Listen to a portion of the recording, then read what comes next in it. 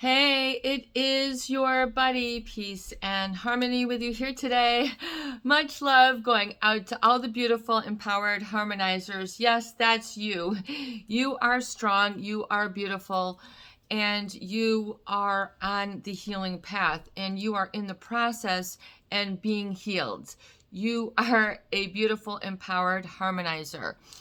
So I'm really going to focus in and zoom in on a great viewer question.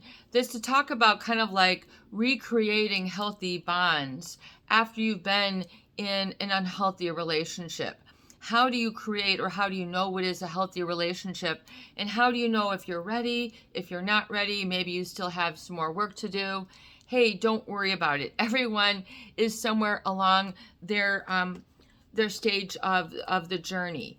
So when we talk about really relationships that are damaging, people who have really, utilized a sense of psychological or just mean-spirited tools that have been designed to harm, hurt, or destroy, or further yet maim. In other words, keep you wounded enough just so that you can keep coming back for more to a narcissist or psychopathic relationships. These can be very cyclical and addictive in nature. Dr. Patrick Carnes, the Betrayal Bond, he really looks into the whole betrayal phenomenon. What happens to the brain? What happens to your chemistry?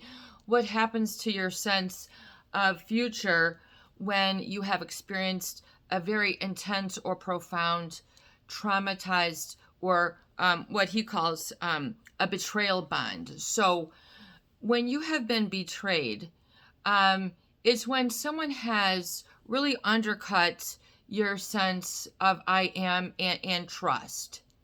When someone has betrayed you, they have devalued you and they've devalued your trust. They have destroyed your trust. And once trust is destroyed, it is very difficult to bring it back. It's very difficult to re-establish it.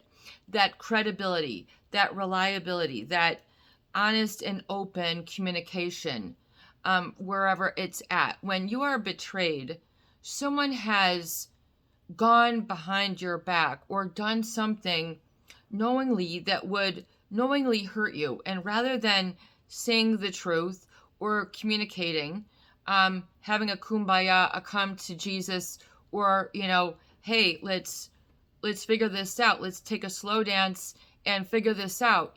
I love you so much. They don't take the time. So your people are then left guessing when you're in a betrayal bond, as Dr. Karn says. This is a bond that's typified, by this abandonment. In other words, they're just going to sort of leave you hanging, string you along, but then really, launch you into a rock bottom moment when a betrayal occurs. A betrayal is something that defies your I am. It defies your sense of trust. You could be in a marriage relationship, something, that has a sanctified bond, and then if one of those partners cheats, has an affair behind your back, in business, same thing, in family, same thing. This is where you do things that are not in the best interest for another, or you're the receiving party of such. And it can be very complex because it can happen at all stages of life. And Dr. Carnes particularly talks about when it happens to children. So when children are betrayed by their caregivers, if they are physically, emotionally, psychologically abused, when they are berated, judged, told that they don't matter, negative feedback, you're dumb, you're this, you're too slow, why are you this, why are you that, what are you doing, always questioning their existence. This can become an outright sort of double bind when a person is in a relationship, but the trust, the support has been destroyed. It has been corrupted. It has been eliminated. And then the receiving party, who has been wounded, who has been hurt, oftentimes is inextricably binded to the abuser, not bonded, because a love bond has a flow, a fluidity. It doesn't feel like it's holding you down. It doesn't feel like it's holding you subject. It doesn't feel like it's holding judge and jury for you every moment. There's a little bit, there's an allowing, there's a being, there's an acknowledgement of your humanity and your humanness, and a connection there, and a bond there, meaning we are both human. A narcissist, they want to be more human than human. They want to be superstars. They want to be, unassailable. They want to be rise to the top. They want to, that's just who they have, an insatiable need for power and control. It will make them do some very abusive things, some very acts and betraying of commitments or bonds that were there, that once they're broken, they're very difficult to re-solidify and have trust. And to have trust. When you have trust, we see it printed on our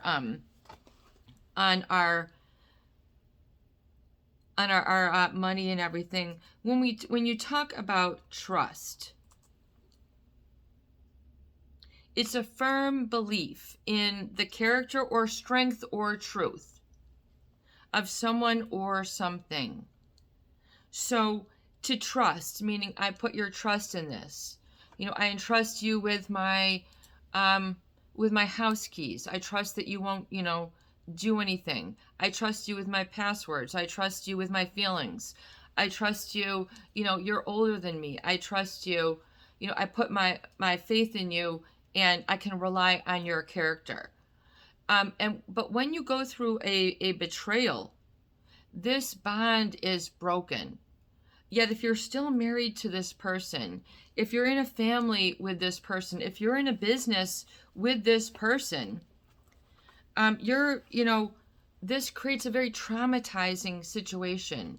A trauma is an injury. It's a wound. It's something catastrophic.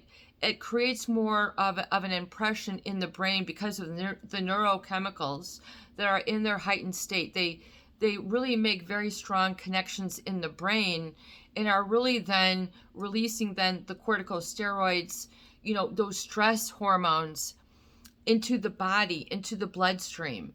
And, it causes differences in metabolism, mood, your thought process, among many other things. However, the problem with the betrayal is not in the betrayal itself. It's really in the victim or the person who is, then in the receiving proximity of this unattractive, untrustworthy behavior. It's a violation of trust. And if you have been betrayed, for example, earlier in your life, parents who abused you, parents who emotionally criticized, judged, belittled, and condemned, and basically, put all the problems were on you, and it was a very negative or heavy situation, there is a robbing of that child of love. There is a robbing of that child of peace. There's a robbing of that child of their strength and their I am. So and because of this, there's a lack of trust. There's a betrayal bind. Another researcher, Freud, also talks about how it creates a double bind. So in other words, it just keeps looping around. It's kind of like the bind of a book. In other words, it holds you stuck in all this other stuff, just sort of, you can only go so far until you've realized what that betrayal and what those untrustworthy relationships, had implicitly, or explicitly caused you to feel, not, on the core basis, and specifically about your trust. So implied in that also is going to be lack of trust in self. And, it's been said many times, if you don't have trust, you don't have anything. So how many people have felt that they don't have anything, that they don't matter, that they are, and there's a trust has been broken. And so it's very difficult to march with firm resolve and be happy and follow in strength when a sort of cord of trust has been broken and a bind has been put in its place. So we want to remove that bind that keeps us coming back to the abuser. Because as Karn says, oftentimes children, particularly children, cannot break from those who have betrayed us, as it would be contrary to the drive for survival. So if you were married, or if you had a real, interwoven, intricate, long-standing relationship to this person, with children, with business, with siblings, okay, there's going to be a real emotional history there, which you've, then defined and interpreted as trustworthy or love. See, but then you've put a wrong word to what you've experienced, and that furthermore, that this experience is not love. He calls it basically a shattered version. It's kind of like and he says furthermore, and I'm going to quote in him, because they've done extensive topic on betrayal and the effects it has, and it creates an excruciating bind, setting up the potential for lifelong challenges in differentiating safe from nurturing relationships, from those that prove to be dangerous or harmful. And a traumatic experience of love can occur when a child's experience of love, caring, and affection collides with an ongoing cycle experience of abuse and betrayal. The union of love, trust, and safety becomes fractured. That's the word that he says. It becomes fractured. The union of love and trust, that notion, the notion means I have a notion, I have a feeling, this is what it means to me. This is how I define it. Like, your notion of love is fractured. Remember we had that fractured piece? You're walking up. If you're a fracture, you sure feel like you can't do anything. You don't feel whole. You feel like a fracture of something, and you feel pretty sharp around the edges, and it can feel pretty rough, and not a lot of feeling of love or safety or trust is going to be then experienced in your life because of this fractured or sort of erroneously defined experience of love, or what caregivers are, what leaders are, what authority is. How then a child or an adult, then how do you relate to authority? How do you relate to learning? How do you relate to other people then? If you have kind of what's called in psychology is skewed or sort of twisted, a little bit off the mark of really the broad spectrum of what it is, it's having a fractured sense of what this union or experiences. So they go clamoring after more of the abuse because they don't really, it's a cycle. And then he says it impairs judgment, meaning because they have done this fusion of love and abuse, meaning their reward is their enemy. There's an enemy sort of created within because they've been treated or taught that there is something unlovable or unacceptable that they have abandoned, rejected, not good enough, put it out, for clearance, put it out to dock, put it out to the big C, I don't want to have anything to do with you, but then they might still communicate, and yet they've broken your trust, your sense of faith in your own character. And then people then are sort of removed from their feeling of themselves being of good character, good nature, I am, because they've been infused with the isolation and the degradation of their good impetus, of their good. So that in psychology, if it is not rewarded, there is a topic called extinction. So if your good deeds are not rewarded by other good deeds in like energy, meaning, you've been faithful, or, you've trusted an adult and they can't be an adult. You've trusted a spouse and they can't be a spouse. They are the ones who have failed at helping you to get at a good definition of what love is. They've caused an off the mark experience for you. They've caused instead something different. A bind is different than a bond. So a bond, like a savings bond. I mean, you have different notions of what a bond is. I'm bonded to this person versus I'm binded. If you're those who have been through abuse, abusers typically engage in a cycle, meaning there's a pattern, there's something that they're going to do. There's something pathological, meaning abnormal. Abnormal sex addiction, not being satisfied with one mate, feeling that they are, a lot better or worthy than they are. A narcissist or a psychopath can sort of have a very grandiose delusional thinking, and then they treat others as such with this grandiosity and delusion, and if you go along with them, then they fault you for going along with them, and then they sort of keep coming back to see if you've improved, to give them better, and yet it just makes you more and more vulnerable each time you go back to them. And that is a problem if the abuser is your parent. And you're a child. I mean, obviously, they're gonna cook the food. They're gonna clean. They're gonna get the clothes. And if you were to put the roof over your head, your education, how you're gonna become, or your spouse, if you're married to this person, and your home is where the heart is, and you don't feel a bond even to yourself. You've lost trust. That is what that is. That is a feeling. It is a degradation of trust, of confidence in your own character. And see, they won't allow a narcissist oftentimes, because of their entitlement, they'll go beyond the normal. Like, in other words, they'll think that they deserve more than their behavior warrants. In other words, they never have to apologize. They never have to forgive.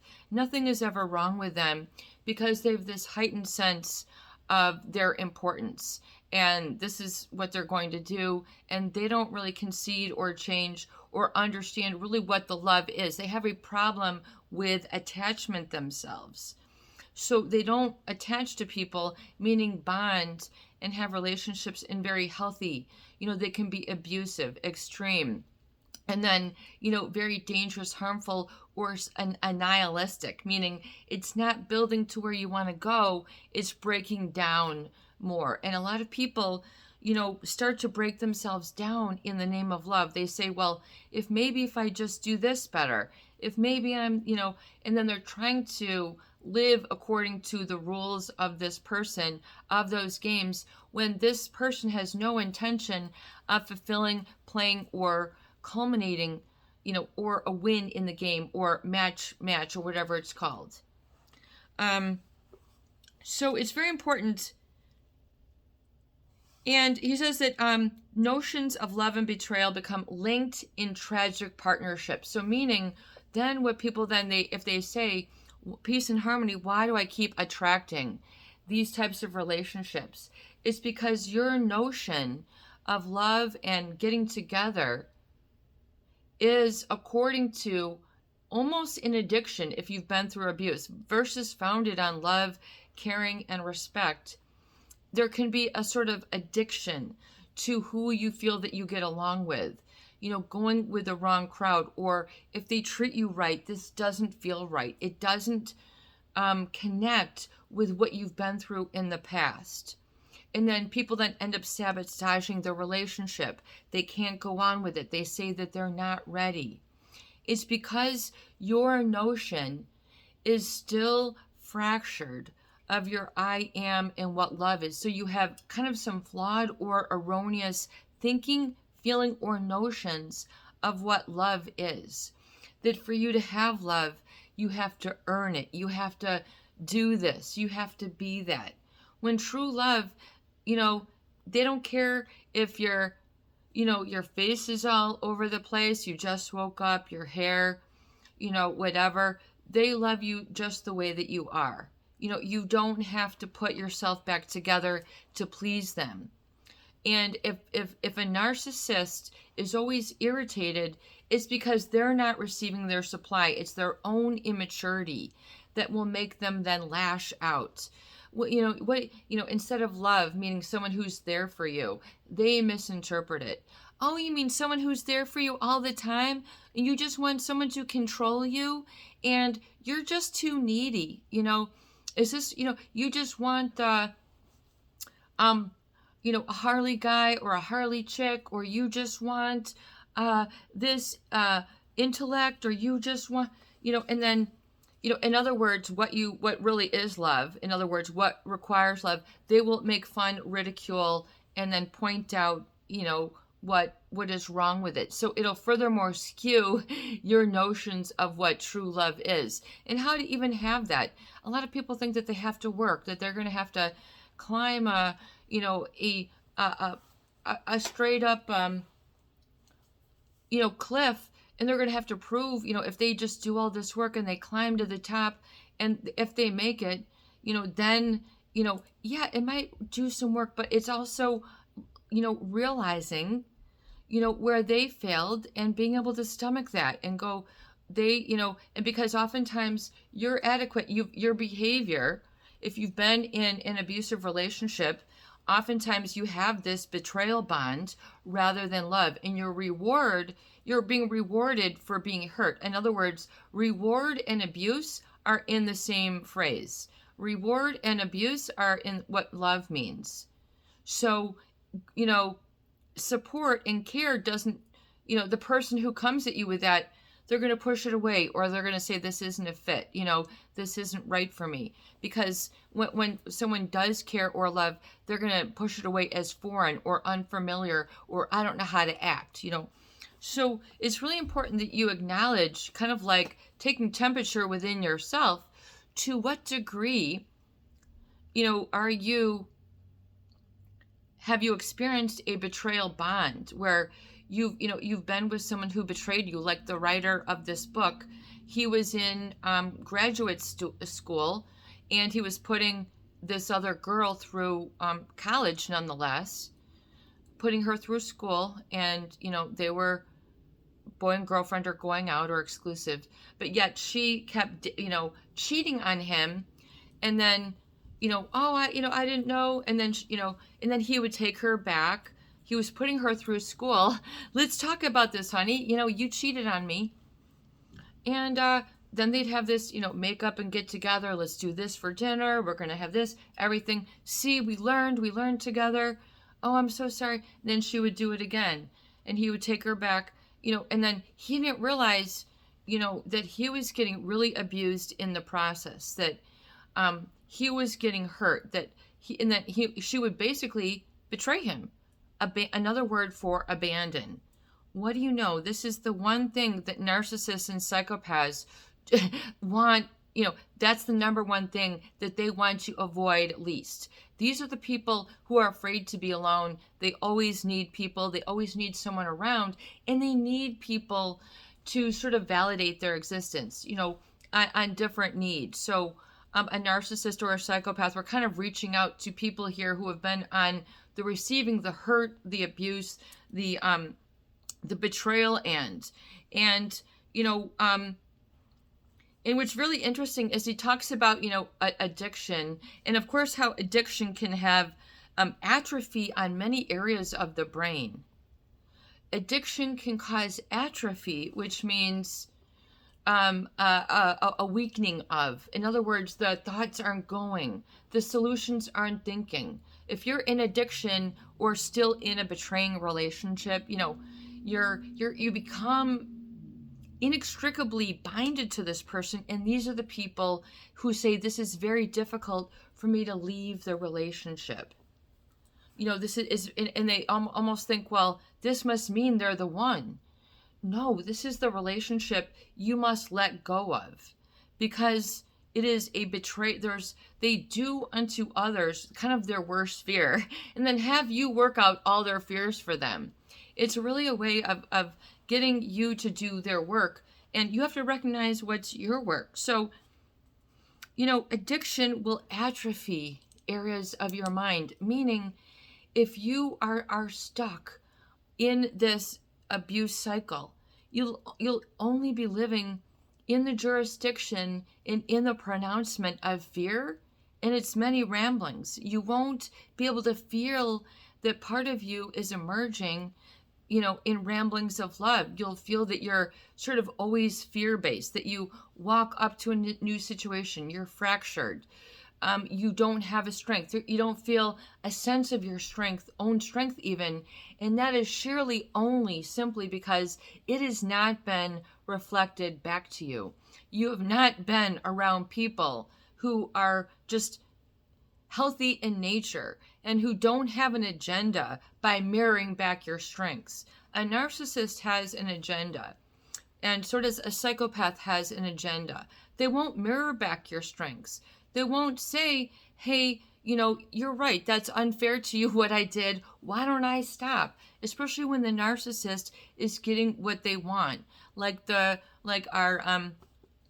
author of this book, obviously his girlfriend was getting what she wanted, and she wasn't responsible or mature to have a trustworthy relationship. She was addicted. She could not think or, be of the make or the fabric that was ready for that. And oftentimes, this really hits home. A narcissist, oftentimes a psychopath, is not marriage material, is not love material, is not commitment material, is not parenting material. In other words, they don't really have what it's about. They don't really have it, but they might have a lot of other things beyond it that make them seem as such, and that they feel, well, if you ask for more, there's something wrong with you. You're a terrible person and you're ungrateful, or there's then something wrong with you and there's something you're not seeing, and then people feel removed from their senses, depersonalized, apathetic, or feeling in a negative funk. This is a violation of trust. And if you live in that, then you'll experience a sense of that within yourself. So if you live afraid, it's because there's a lack of self-trust. You've given your trust, you've given your power away. You've allowed yourself to be scathed and hurted again and again, or you couldn't change things. Things were too difficult. You couldn't have an impact. You didn't have leverage, and you didn't have really, when we talk about areas of the brain, there's the frontal control center, which is your volition.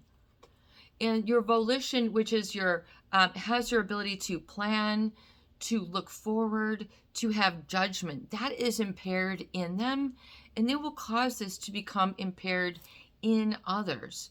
Wounded people will wound, healing people will heal, and so people who are addicted, so whether it's to alcohol or gambling or other substances, they're losing a certain volitional control. They're losing sort of their free will. The drink is drinking them. They are not drinking the drink. They're being consumed by the product, by the substance. And then there's process addictions like gambling and things where people can't stop doing certain things. They're addicted. They lose volitional control. Their lives are being gambled with. They're being played with. They're being toyed with. They don't have full control. And sometimes people who are in relationships, thought that this was in the name of love. So they have kind of a skewed notion of what love is. And so they go then about love relationships in the wrong way. They'll think it takes a lot of work. I should be super nervous. My hair, my shoes, my car, all these different things, when you should just be you. Just be you. This is you, and you are enough. So, and you are enough just the way that you are. And that's where we have to meet you. And that's where we love you. And that's where we embrace you. And that's where we support you, right where you are, where your feet are, where your heart is. And, and you have to define and say, I don't want to mess this up. I don't want, this has happened again and again. And never again is now. I am no longer going to be able to weather these types of stormy relationships. This is not in my best interest, and I don't have to go along just to belong. See, it's very scary to just think you have to embark, on your own. Well, here you go again on your own. Remember that song? Walking down the only road you've ever known. Remember that song?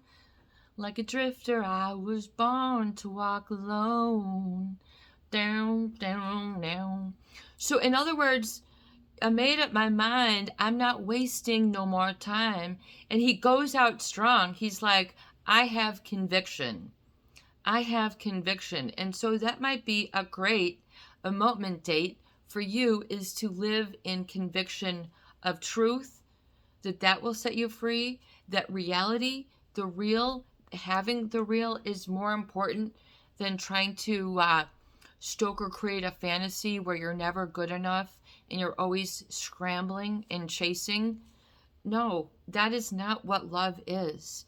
Love is not something you have to continually earn, win. Yeah, it's going to take effort and sometimes, but it's accepting yourself and another and joyous acceptance just as the way that you are. In other words, as like Joni Mitchell says, won't you take me as I am? Of a love relationship. In other words, that was in her record Blue.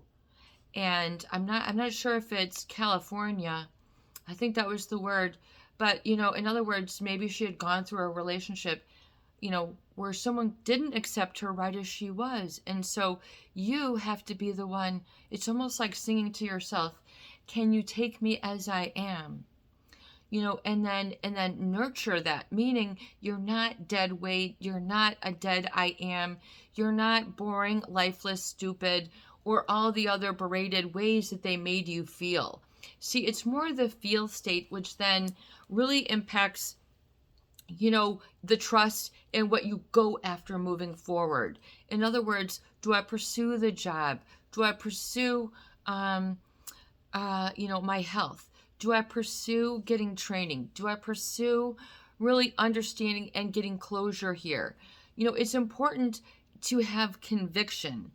Conviction is more, conviction is a really important deciding space. Conviction means you've made up your mind, you've become decisive. You've really, you are operating out of, you're allowing all your energy to then come forward into being. And this is what makes you more attractive, is having conviction, is having strength of being, strength of I am, and strength of imagining. So you can go have and become a better fit, and not be so constricted.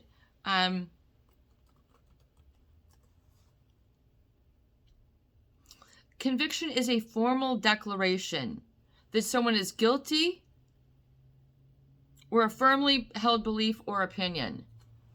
So conviction means, oh man, I have got this. That's a whole nother level of juice.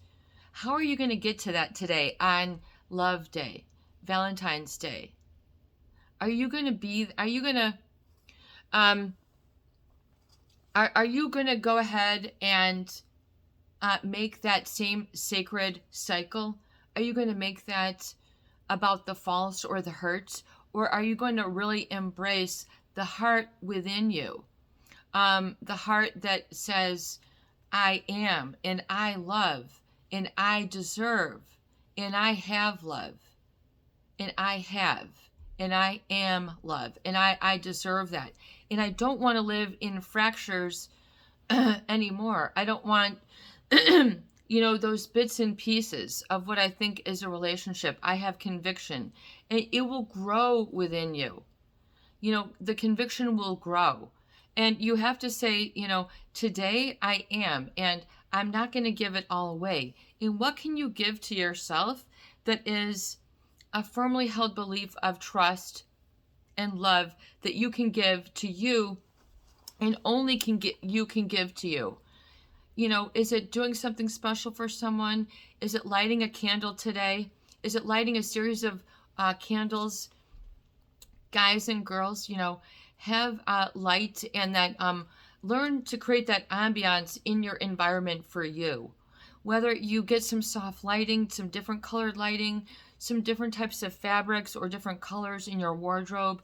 Maybe you say, you know, today is the day I'm just going to redo my bedroom and I'm going to get out all these dreary colors and I'm going to put in something new and fun and that is really comforting and that it's all about me that I wasn't allowed to have before, and then allow yourself. And because then you'll be in a better position for intimacy, for real trust, for real relationships. See, you know, to be able to really rise up and have energy and strength of conviction is to say, you know, I've made up my mind. This is, you know, this for me is going nowhere. This for me is a dead end relationship. I don't like this mediocre way of being treated. I don't like that I'm not getting the quality of life that I feel I deserve. And it's okay to say no and end specific relationships. It's okay to say, I don't want to go along with all that and the bag of chips. It's okay. I've got me now. I am now. And then the greater trust, allow trust to speak to you. Allow trust to manifest.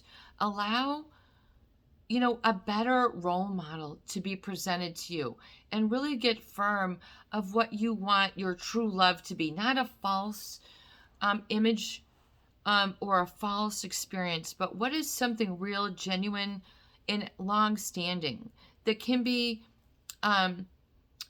self-sustaining, that's based on trust. And especially trust within self. If a lot of people have been in these relationships, they've drank a lot of thorns, okay? They've worn a lot of thorns. They've stepped on a lot of thorns. Get the thorns out. Out, out, out. Enough is enough. Get rid of the guilt. And instead, let's have trust. In me, I trust. In the plans of fulfillment, I trust. And today I hold trust and I hold love. And I dispel fear and I dispel all the other idolatry ways that love is supposed to manifest and be clear in my life. And even if I haven't had this for a long swath of time, people say, you know, even if it's been so long, peace and harmony, well, now is now. It's now o'clock. It doesn't matter what Google is saying, Google Watch, Metaverse, TikTok, okay? What it's about is truth and your truth and what you develop and what you experience and what you can call forth and focus on. And that now, instead of having atrophy of will, have strength of will. Even if it's like Stuart Wilde said, one of his teachers just had him, you know, go 12 steps in your front lawn to the north, go 12 steps on your lawn to the east, go 12 steps, you know, on your lawn to the north, and this is free will. Get your own feet moving and get your own free will and say, today I am going to manifest the strength of my free will, and it's going to be based on trust. I'm going to call the shots, and when I call the shots, I can slow down and I can trust, and I can get a better image of what love is. Love loves me. Love will embrace me. Love loves me just the way that I am. The size that I am, the ways that I am, the being that I am. This is me, and this is what I embrace. And all the strengths, if you feel weak, if you feel anxious, it's nothing more than a lack of verification, validation somebody being there and reflecting that back to you. You need to engage in your moments from a new sense of being, even if it's for just a moment. Taking yourself out for 2 hours and having conviction. I am attractive. I am not afraid. I am attractive. I am not afraid.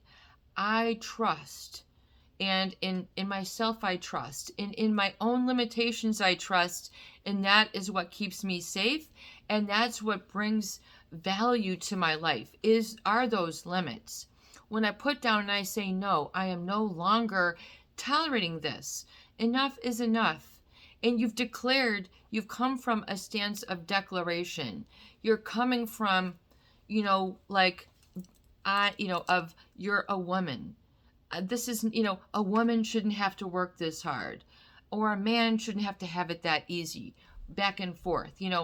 A woman, if you've worked too hard and gotten too little, constantly feel that you've, had to throw yourself all in, and you still feel that you haven't gotten the communication, the love, then stop all the giving. It's time to stop and refrain. No, it is time to stop the giving. And if it's automatic, who I am, this is all that I am, well, then you're shortchanging yourself. That could be the problem. If you could say that this is all that I am, you're not looking at the heart of who you are. You're a lot more than that. You're part of a big picture, and you're part of a bigger plan. And whether you realize it or not, your I am should embrace that. And what can you give to yourself that makes you feel special? Maybe you don't buy into Valentine's Day. Maybe, you are really hurtful today. This can be a very, very tough day for a lot of people who don't have romantic love in their life, or they have the betrayal, they have the trodden, they have the wreckage of love. A betrayal bond is, if you have been betrayed, especially on this day, realize in my heart I have trust, and I am the seed of trust, and this person didn't have the faculties to perceive it or know what to do with it. So because they don't know is that they don't know. So know that they don't know. You have to conviction comes from a sense of knowing. Belief, and based on something solid, meaning a boundary and a standard or some sort of fact, not just something subjective. See, the narcissist and all their ploys of pulling one over you, that's just all their subjective opinion. You're this, and you've made it loom large like it's the rule of thumb for your life. No, they do not. And that can be very scary for a lot of people to say, they don't rule me. How I feel in this relationship, this is not truly who I am. And they might not have prepared you very well for the next stage in your life. And that can be so. You can say, based on this narcissist relationship, I am not set up. I don't have a good sense of trust. It's okay. Don't worry about it. It will get more clear. Remember our smoky quartz? A smoky quartz is very grounding, and it's very soothing, and it can dispel a lot of that sort of electric, inorganic energy. So really define what are some of your true passions, and where, especially even though the narcissist thought it was stupid, what I really trust and love about life is. Even though the psychopath, even though they faked me out, even though they misled me, even though they duped me, they betrayed me, what I really trust and what I now really distrust is. And allow your trust to be greater than your distrust. So you might say, I distrust this and this now. Well, then what do you trust? What do you find trust and sanctity of heart in? That is your greatest partner. And not to be intimidated, not to be thrown off if you have or don't have, or are now trying to size other people up and say, They are stronger. You are the better and the wiser for coming through and seeing the tools that they will use, the tools of deception, cheating, pathological lying behavior, physical abuse, emotional abuse. A lot of these things don't get a name, or they don't get spoken about. People, men, are too afraid to speak out. You better not say anything. I'm the one who pays your bills or whatever. You've gotten that, where you're emotionally asphyxiated, you're stunted, you're in a betrayal bind. You cannot grow. You cannot grow in a betrayal bind. You're going to be constricted, you're going to be hurt, and it's going to be isolating. And furthermore, what he talks about is how the relationship pulls, it creates, like he talks about, and I'm just going to go into this, the union of love, trust, and safety. So there's a union of love, trust, and safety. That's what love is. It is safety. It is warmth. It is closeness. It is not judgment. It is not persecution. I mean, weird, so safety, this relationship is not safe, but it's exciting. This one was risky, but it's not safe. So, you might have felt then there's a lot of risky behavior that you might feel that you have to engage in. Women who feel that they have to throw themselves. They don't know how to communicate, so they use sex.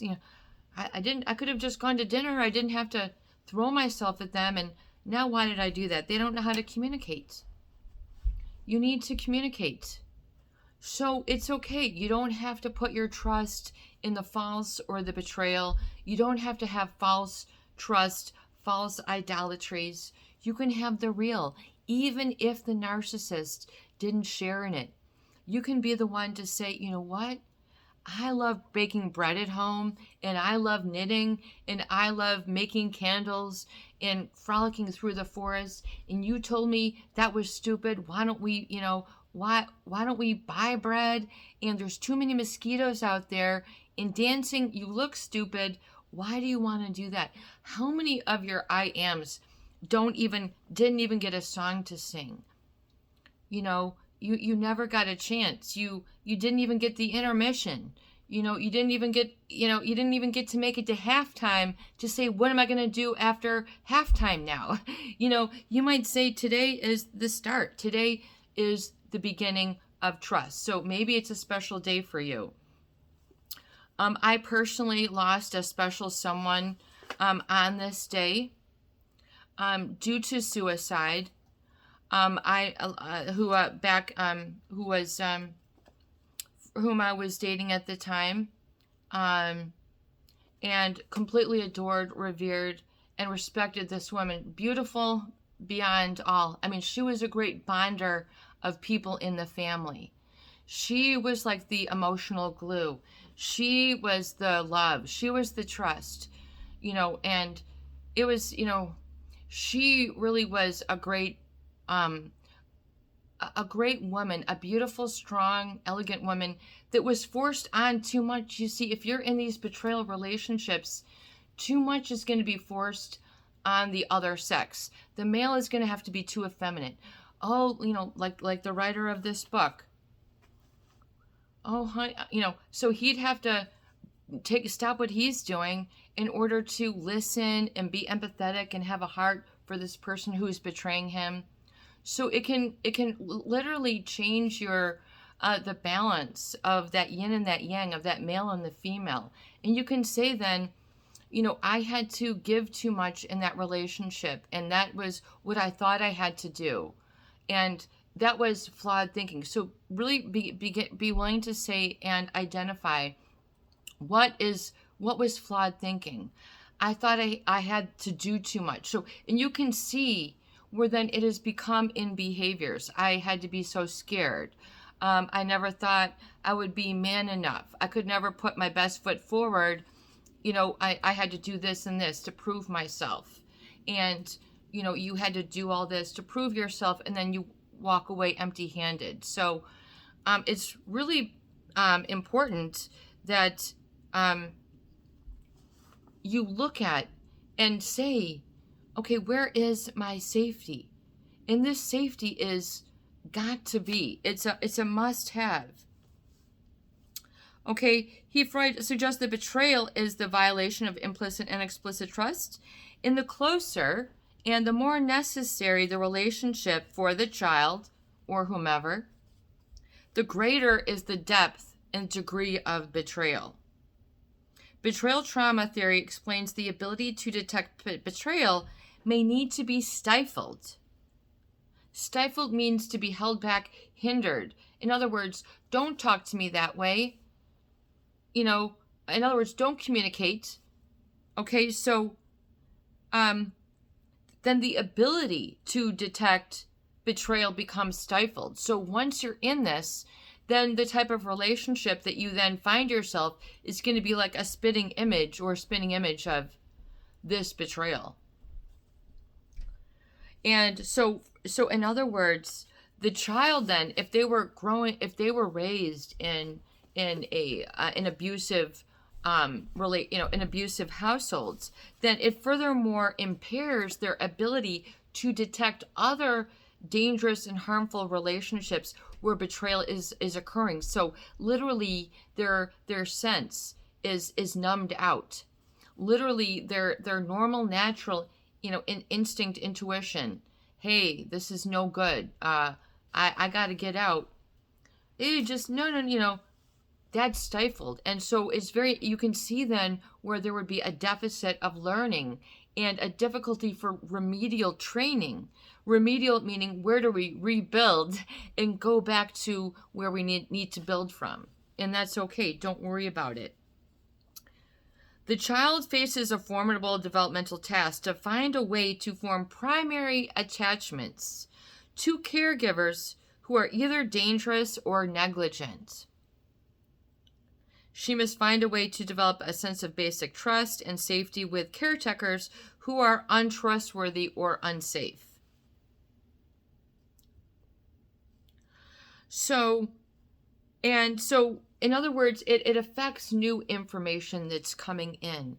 So when we talk about your elopement date, it's important to realize that there's other information out there that's waiting to beckon to you, that's waiting to say, well, why don't I try that? Why don't I go to that outing? Why don't I read that book? Why don't I take that workshop? Why don't I get the training and do that job? Or why don't I learn to make bread? All these different things that would bring you, a lot of happiness, they don't even tap into. They keep along the behaviors that they have been instructed and wired in the betrayal bond. And so it's just a beginning for you to realize then how this relationship will affect the way that you look at things, and you can ensure your safety. You can understand what love is. It is a sharing, an expression, however you make it. But it comes from within, and you don't have to explain and justify. You don't have to explain and justify it. And that you can then say, wow, I really need to allow people to love me for who I am and not for who the narcissist wanted me to be. And to what degree am I still living along the provocations? Do I still have the muscle memory? Am I still going through the behaviors, the schedule? I need to break the cycle, break that muscle memory, do something different. Even if it's taking a nap or doing some stretching or some coloring or anything, don't go back to the old ways. Find yourself in the new ways, especially one where there's safety and trust, and you don't have to bend over backwards like a Gumby man or woman to try to get the affection, eye contact, or warmth of a person. You shouldn't have to work that hard for true love. They will love you just the way that you are, and they won't really even notice flaws about you and such. And stop being oversensitive to what you're experiencing. Just let those all go. Stop the judgment. You're right. This is your body. This is your life. And this is your birthright, like they say in the Constitution. Inalienable rights to life, liberty, and the pursuit of happiness. That you are born with an inalienable right to life, liberty, and the pursuit of happiness. So let's start right now to find out what that means to you. And even if it means just kind of coming within, that is enough. Being content is enough. Have a beautiful day.